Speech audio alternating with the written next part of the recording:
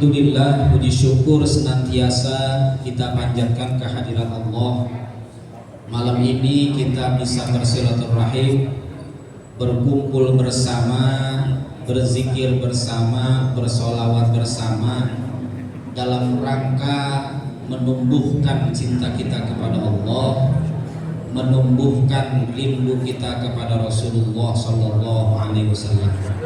Mudah-mudahan setiap aktivitas zikir, aktivitas sholawat yang kita bacakan, yang kita lantunkan, yang kita lafalkan dibalas oleh Allah dengan pahala yang berlipat ganda, mendapatkan ridho dari Allah serta mendapatkan syafaat dari Rasulullah Sallallahu Alaihi Wasallam. Sholawat teriring salam semoga selalu terlimpah curahkan kepada junjungan kita Nabi Muhammad Sallallahu Alaihi Wasallam.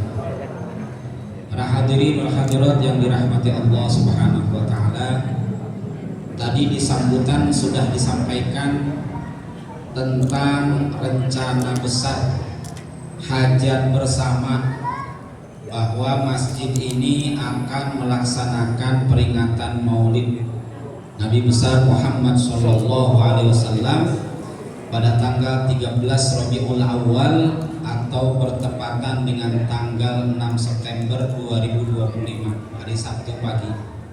Dan insya Allah nanti info selanjutnya menyusul Maulid dari Majelis Nurul Mahabbah. Bapak Ibu para jamaah sekalian yang dirahmati Allah Subhanahu wa Ta'ala, mengapa kita perlu mengadakan peringatan Maulid?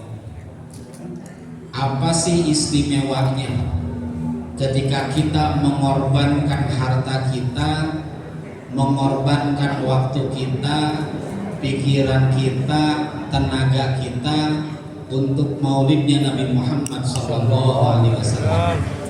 Dikatakan oleh para ulama, al-imtiyazu minal ihtifal li maulidin Nabi SAW, keistimewaan ya, diperingatinya Maulid Nabi Muhammad Sallallahu Alaihi Wasallam bagi yang memperingatinya, terlebih bagi tuan rumah yang mengadakan, ya, bagi jamaah yang hadir di tempat peringatan Maulid.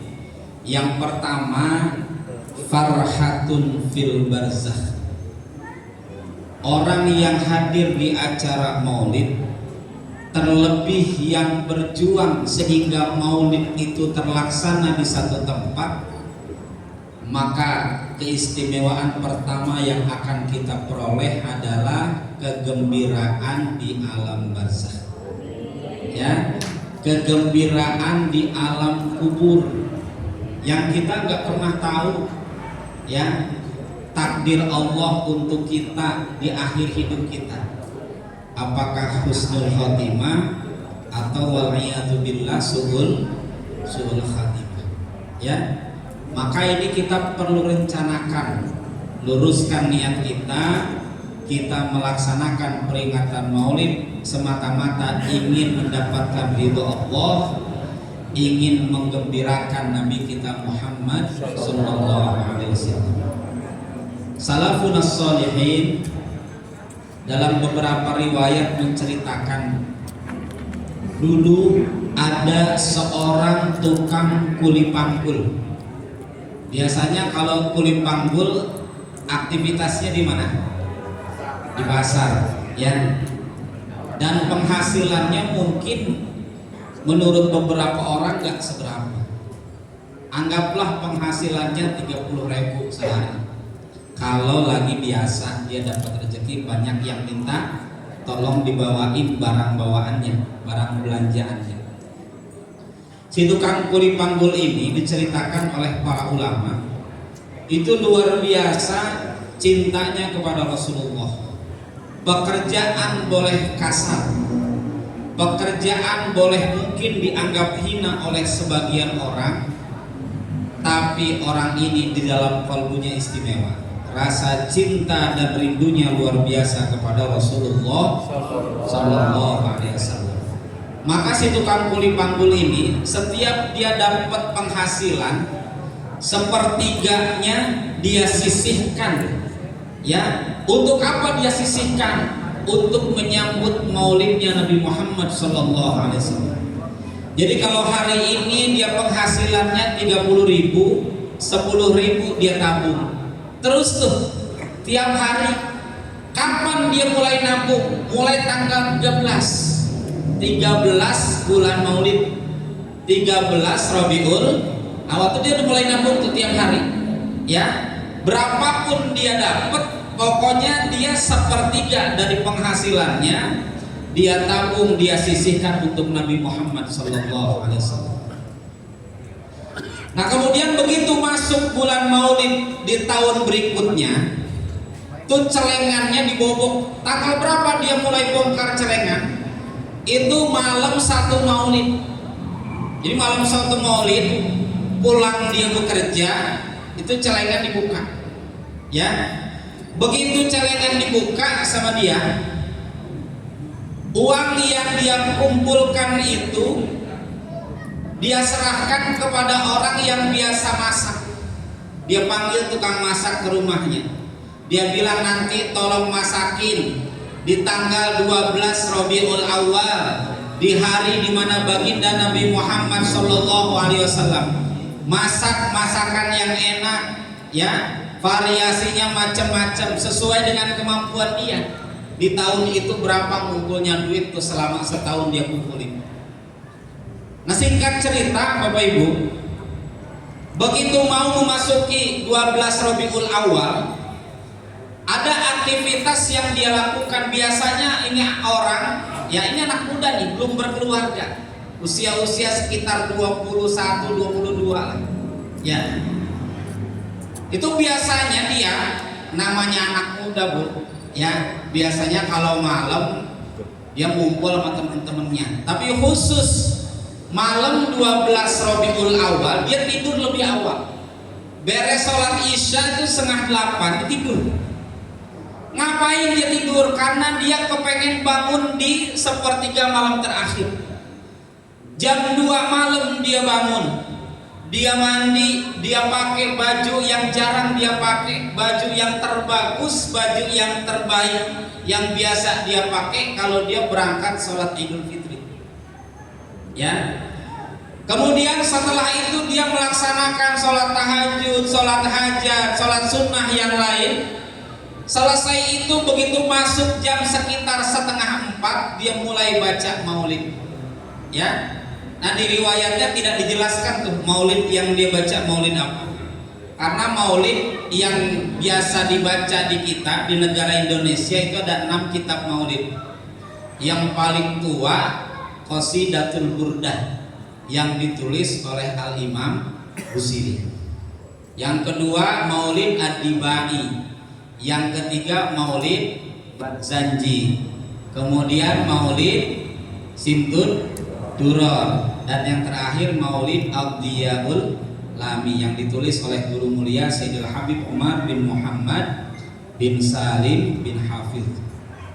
Bapak Ibu yang dirahmati Allah Subhanahu wa Ta'ala, ini anak muda 3:30 dia baca maulid sendirian, sendirian di dalam kamarnya dia baca maulid.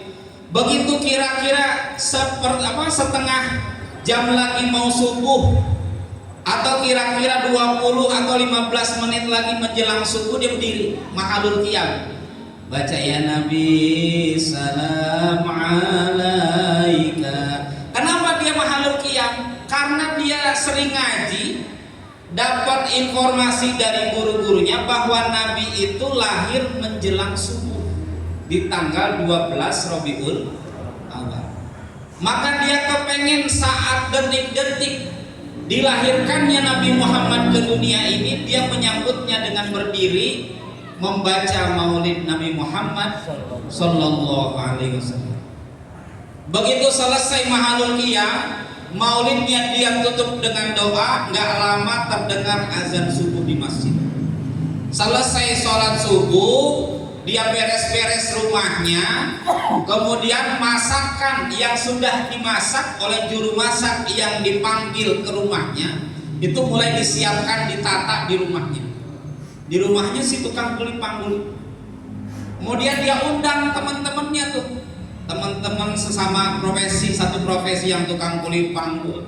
Dia undang gurunya, dia undang tokoh masyarakat di kampungnya untuk ngumpul barang-barang di rumahnya. Ngapain? Baca maulid Nabi Muhammad Sallallahu Alaihi Wasallam.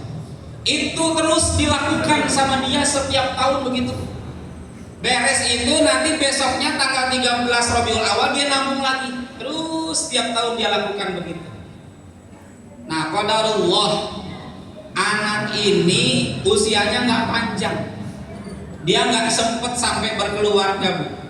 Ya, meninggal masih bujangan. Tidak diceritakan tuh dalam riwayat itu meninggalnya karena apa. Dia wafat. Begitu wafat dimimpikan oleh orang soleh, anak muda ini di alam barzakhnya mendapatkan nikmat kubur. Kuburnya dilapangkan, ya. Begitu dia dimimpikan oleh orang soleh ini bertanya, ya, nikmat yang kau terima di alam barzakh ini, ya, bagaimana bisa terjadi? Apakah engkau tidak ditanya oleh malaikat munkar nakir? Anak muda ini dalam mimpinya orang soleh ini menceritakan kejadiannya.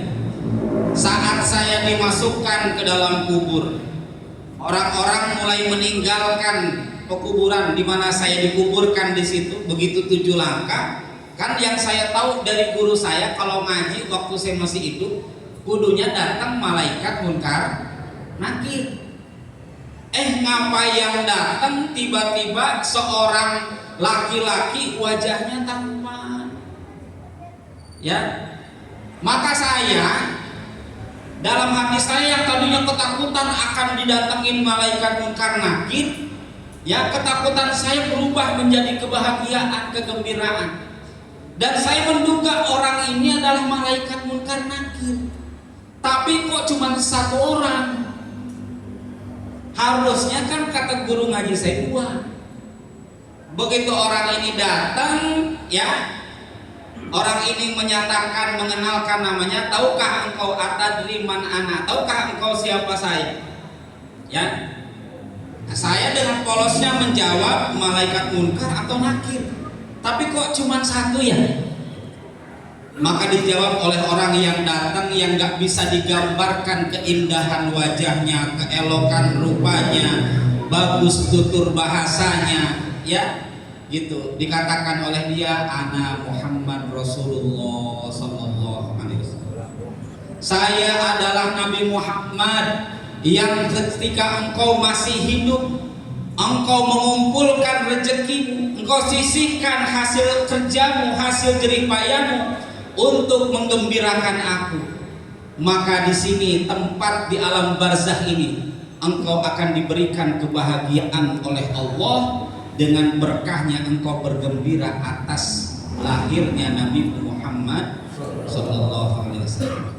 Ibu ya, jadi yang pertama nih hikmah kita ngadain maulid itu farhatun fil barzakh, akan mendapatkan kebahagiaan di alam barzakh. Yang kedua, yusfa'u fi yaumil qiyamah, akan diberi syafaat oleh Allah melalui Nabi Muhammad Sallallahu Alaihi Wasallam pada hari kiamat. Bahkan syafaat itu istimewanya Nabi Muhammad nggak nunggu sampai nanti di hari kiamat. Orang-orang yang rajin bersolawat, orang-orang yang bergembira menyiapkan, ya, peringatan maulidnya Nabi Muhammad, itu akan disyafaati oleh Rasul. Bahkan saat ruh akan keluar dari raganya, ruh akan berpisah dari jasadnya, orang-orang soleh yang cinta sama Rasulullah itu yang jemput ruhnya langsung baginda Nabi Muhammad Sallallahu Alaihi Wasallam.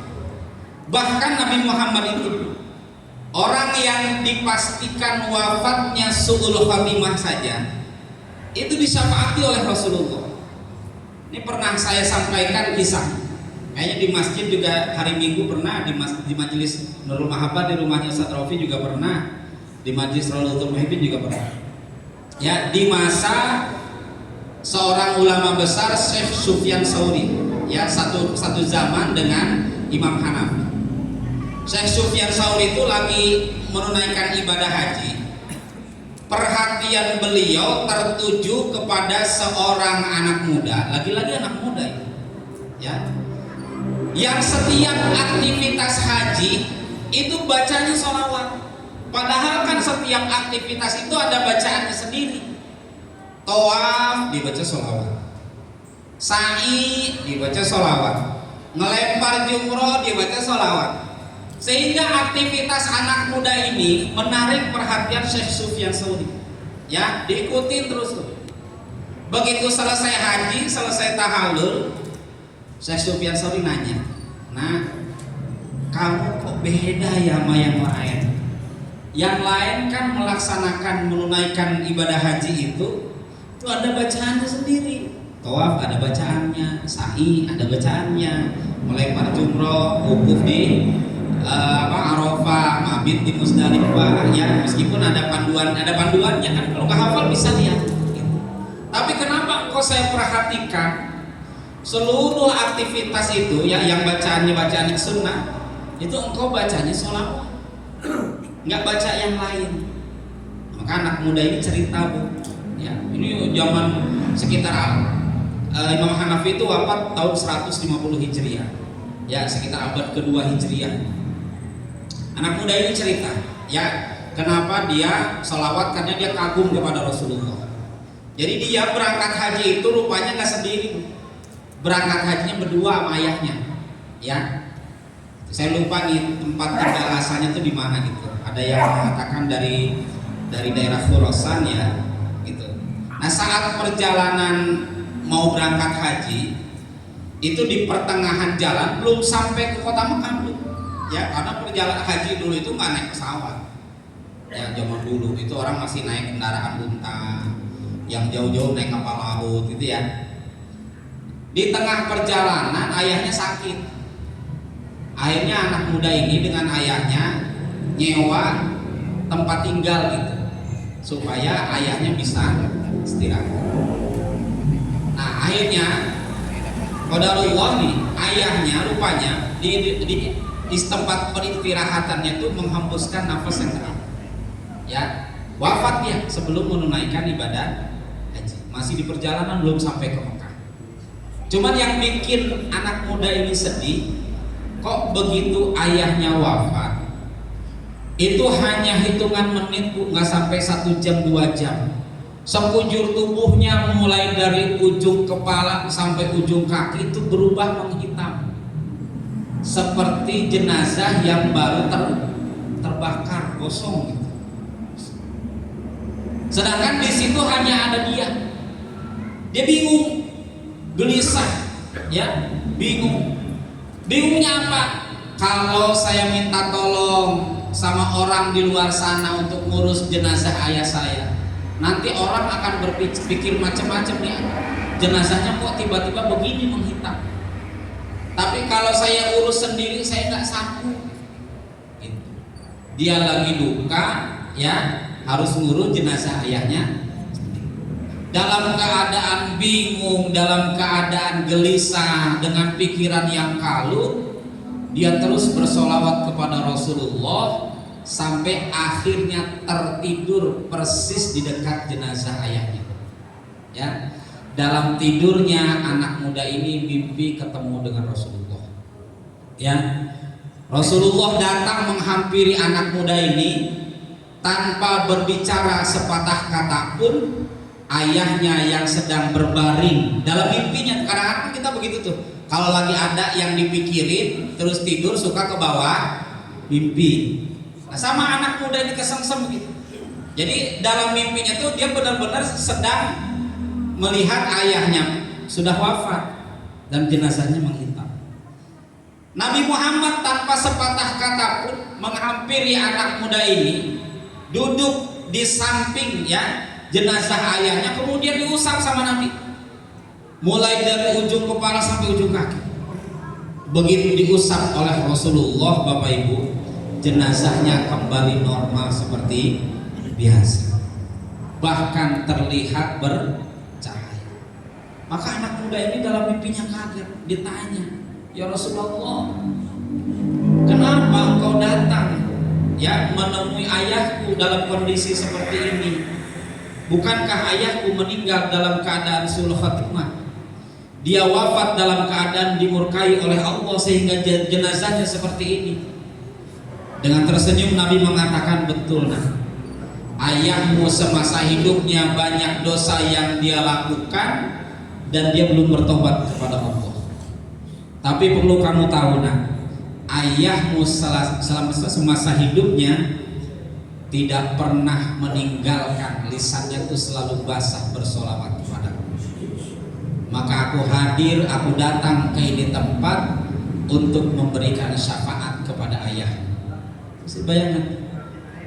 Nah, ini pernah disampaikan oleh kakandanya Ustadz Saiful Maki ya, saat peringatan Maulid di perumahan Villa Gading Permai. Kata beliau, yang model begitu aja meninggalnya, kalau dia rajin baca sholawat, datang Nabi Muhammad, datang nyafaatin dia. Apalagi model-model kita, mudah-mudahan nih ya, yang gak pernah tinggal sholat 5 waktu, yang masih rajin datang ke masjid, datang ngumpul di pengajian, sering hadir peringatan-peringatan Maulid. Yang penting itu tadi, luruskan niat kita. Maka istimewa yang kedua bagi orang yang menyiapkan peringatan Maulid itu akan disyafaati oleh Rasulullah Shallallahu Alaihi Wasallam. Nah, kemudian yang ketiga apa?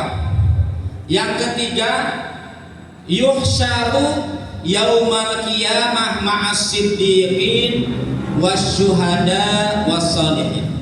Istimewa yang ketiga bagi orang yang mengadakan peringatan Nabi Muhammad, dia akan dikumpulkan nanti di hari kiamat di padang mahsyar bersama para siddiqin, para syuhada, para sholihin.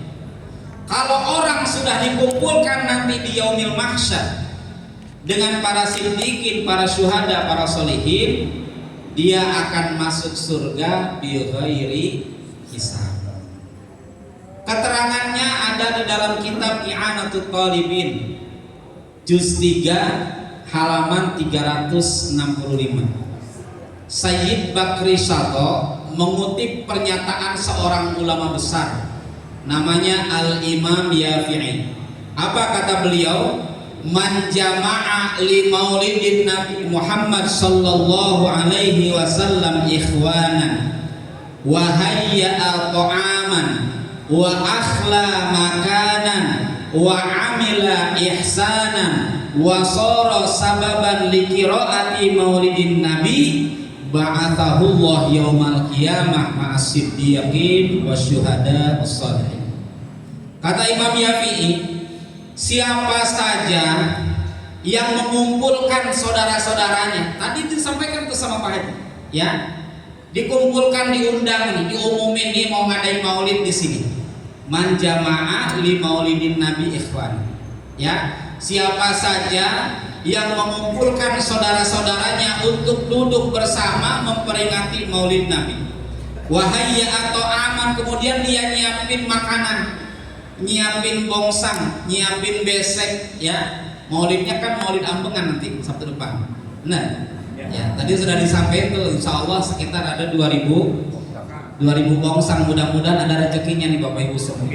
Ya, amin ya Allah ya Rabbal alamin. Ya, kita muliakan tamu-tamunya Nabi Muhammad sallallahu alaihi wasallam. Ya, kemudian wa akhla makanan, nyiapin tempatnya. Wa amila ihsanan, dan dia berbuat baik kepada tamu-tamunya Rasulullah sallallahu alaihi wasallam. Wa sara sababan li qiraati maulidir rasul, dan orang-orang ini menjadi asbab, menjadi penyebab ya dibacakannya maulid Nabi Muhammad sallallahu alaihi wasallam. Maka kata Imam Yafi, orang yang model seperti ini ba'asahullah yaumal qiyamah ma'as-siddiqin wasyuhada wassalihin, sampai miknya mati.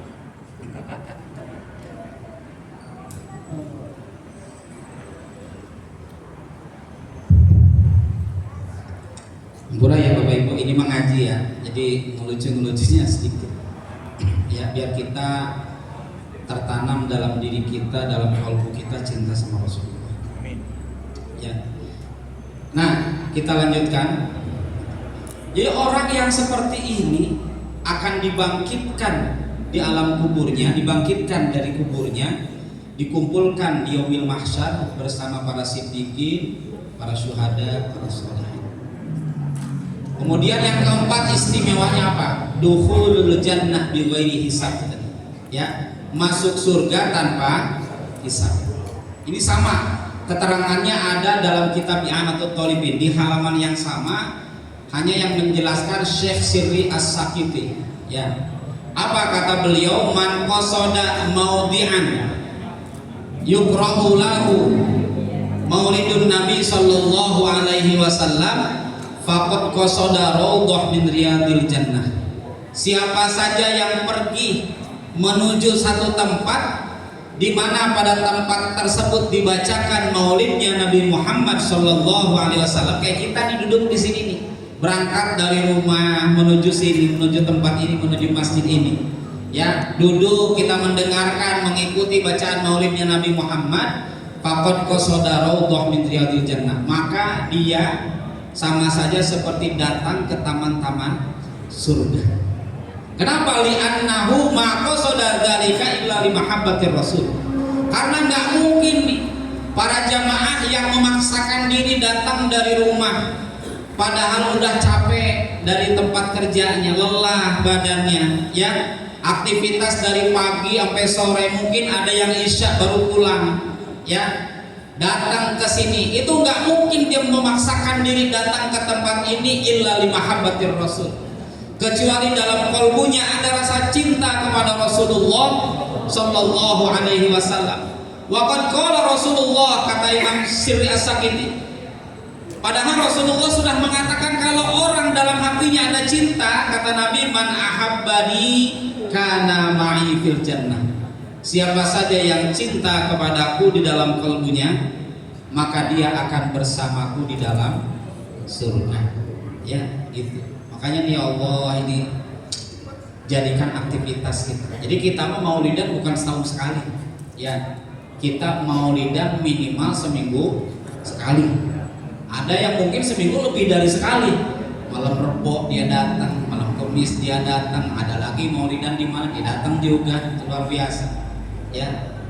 Dan yang terakhir, istimewa yang terakhir yang diberikan oleh Allah kepada orang yang mencintai Rasulullah, dia bergembira dengan merayakan peringatan maulidnya Nabi Muhammad SAW. Apa yang dikatakan oleh para ulama, kana fil jannah rafiquhu Rasulullah. Dia di dalam surga itu temannya, tetangganya itu Rasulullah sallallahu alaihi wasallam. Ada satu hadis yang disampaikan oleh, dikutip oleh Syekh Nawawi Al-Bantani dalam kitab Madarijus Su'ud. Madarijus Su'ud itu syarahnya Barzanji, ya. Sengaja saya sebutkan nama kitabnya, siapa yang menyampaikannya, supaya nanti Bapak Ibu jamaah bisa ngecek ini omongan saya bener apa enggak. Ya, enggak seomong-omong ini ngomong perlu pakai ilmu. Syekh Nawawi Al-Bantani mengutip satu hadis Nabi yang diriwayatkan dari sahabat terdekatnya langsung, yaitu Sayyidina Abu Bakar Siddiq. Apa kata Sayyidina Abu Bakar Siddiq menyampaikan hadis Nabi? Rasulullah sallallahu alaihi wasallam bersabda, "Man anfaqa dirhaman." Ya, gitu. Ala qiraati maulidir Rasul kana rafiqi fil jannah. Itu kata Nabi. Ya. Siapa saja yang berinfak nih, ngumpulin duit ya, buat acara dibacakannya maulid Nabi Muhammad sallallahu alaihi wasallam, kana rafiqi fil jannah, maka dia akan menjadi temanku di dalam surga. Nah, mudah-mudahan nih informasi singkat tentang keutamaan, tentang hikmah orang-orang yang mau berjuang buat terlaksananya peringatan maulid, terkhusus di Masjid Jami Al-Hikmatul Mubarakah, kemudian di tempatnya nanti Ustadz Rofi di Majelis Nurul Mahabbah, dan peringatan-peringatan maulid di sekitaran desa kita ya, baik di majelis taklimnya, di majelis zikirnya, di majelis sholawatnya. Ya, kita berjuang sama-sama, kita gembirakan Rasulullah Shallallahu Alaihi Wasallam semampu kita. Yang punya rezeki banyak, ya kita sisihkan harta kita buat Rasulullah. Yang nggak punya, kita punya tenaga, korbankan tenaga kita buat Rasulullah. Yang nggak punya tenaga, capek, ya rezeki juga terbatas, waktu, pikiran kita bisa kita sumbangkan buat Rasulullah Shallallahu Alaihi Wasallam. Semata-mata kita lakukan karena kita ingin menggembirakan Nabi kita Muhammad Shallallahu Alaihi Wasallam. Mudah-mudahan informasi singkat ini bisa memotivasi jamaah untuk berjuang sama-sama. Waktunya masih ada, ya, gitu. Kita niatkan ya untuk menggembirakan Nabi semampu kita. Ya, kalau nggak bisa ngasih langsung saat saya mah uangnya terbatas nih, ada juga buat sehari-hari, tapi saya punya kenalan saya kayaknya bisa saya minta nih buat nyisihin rezekinya buat maulid Nabi, lakukan ya semata-mata buat Rasulullah Sallallahu Alaihi Wasallam. Mudah-mudahan aktivitas kita diridhoi oleh Allah, ya, bisa menggembirakan Nabi kita Muhammad Sallallahu Alaihi Wasallam. Itu saja yang bisa disampaikan pada malam ini. Kurang lebihnya mohon maaf. Mudah-mudahan ada manfaatnya. Hadanallahu wa iyyakum ajma'in. Assalamualaikum warahmatullahi wabarakatuh.